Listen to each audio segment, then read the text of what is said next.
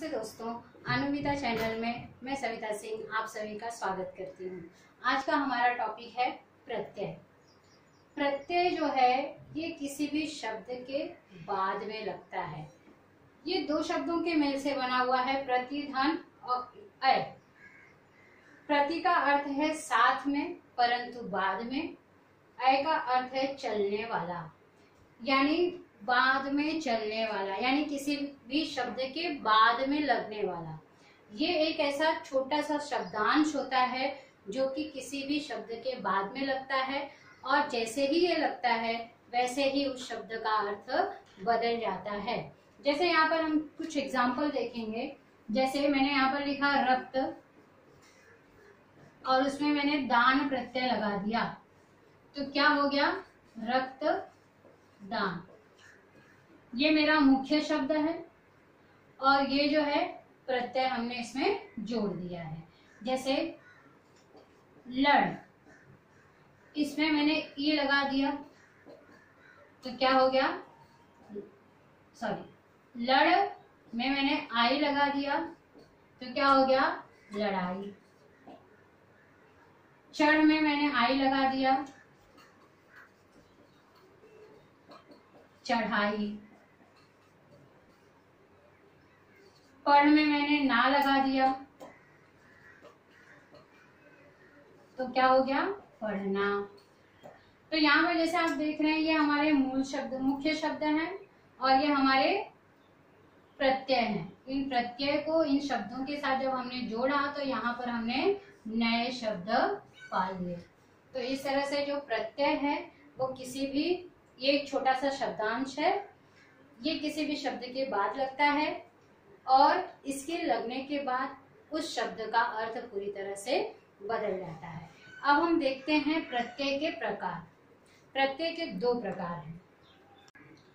प्रत्यय के दो प्रकार हैं, कृत प्रत्यय और तद्धित प्रत्यय।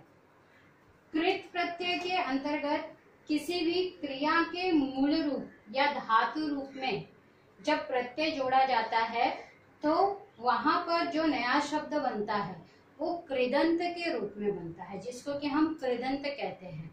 जैसे यहाँ पर ये जो पढ़ है ये क्रिया का धातु रूप होता है, क्रिया नहीं है, ये क्रिया का धातु रूप है और जब हम इसमें ना लगा देते हैं तो ये क्या हो जाता है? पढ़ना। ये जो है कृदंत बन जाता है। तो क्रिया के मूल रूप या धातु रूप में जब हम कृत प्रत्यय को जोड़ते हैं, यानी ये जो है हमारा यहाँ पर कृत क्रिया के साथ जोड़ा गया है, धातु के साथ में जोड़ा गया है, इसीलिए इस प्रत्यय को हम क्या कहेंगे? कृत प्रत्यय कहेंगे।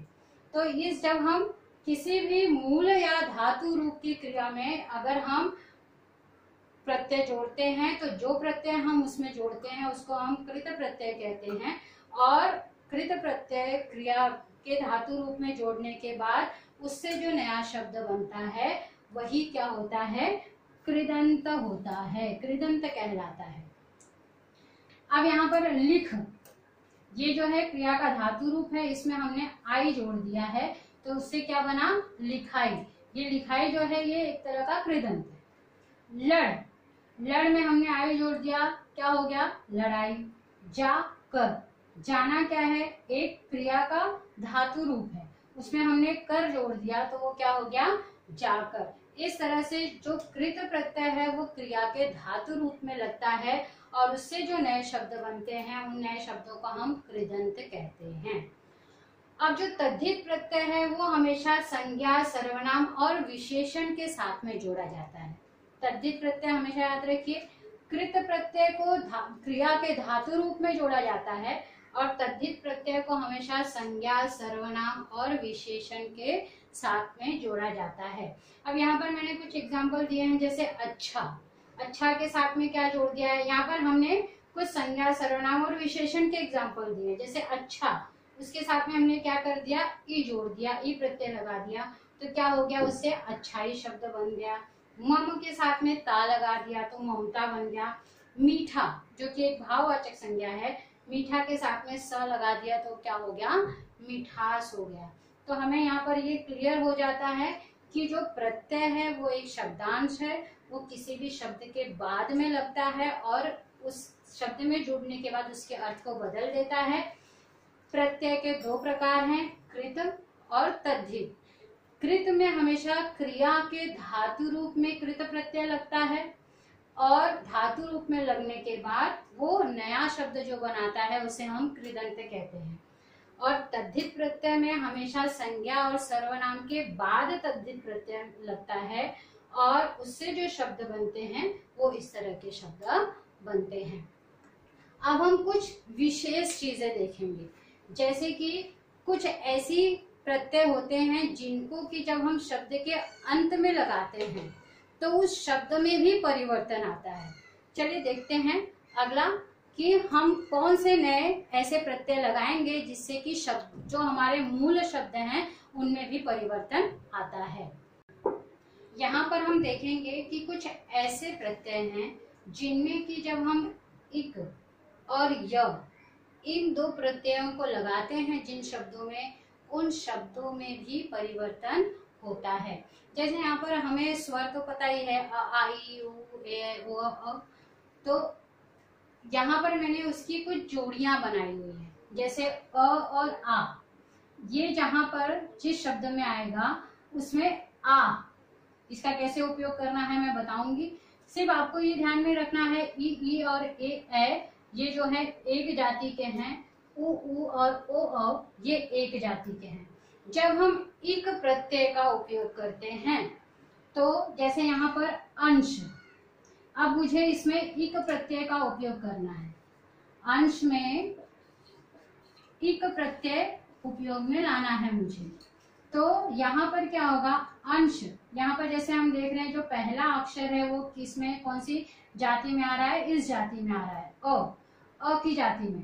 तो जब हम इक प्रत्यय लगाएंगे तो ये जो पहला अक्षर है उसमें परिवर्तन आ जाएगा। जैसे कि यहाँ पे मैंने लिखा है आंशिक, जब अ और आ वाले अक्षर पहले आते हैं और उसमें हमको इक प्रत्यय जोड़ना होता है तो अ और आ की जगह पर क्या आ जाएगा, आ जाएगा।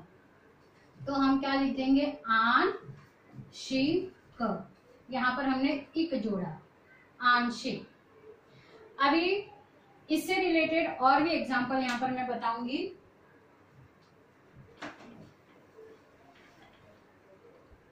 जैसे मैं यहाँ पर लिखूंगी विवाह,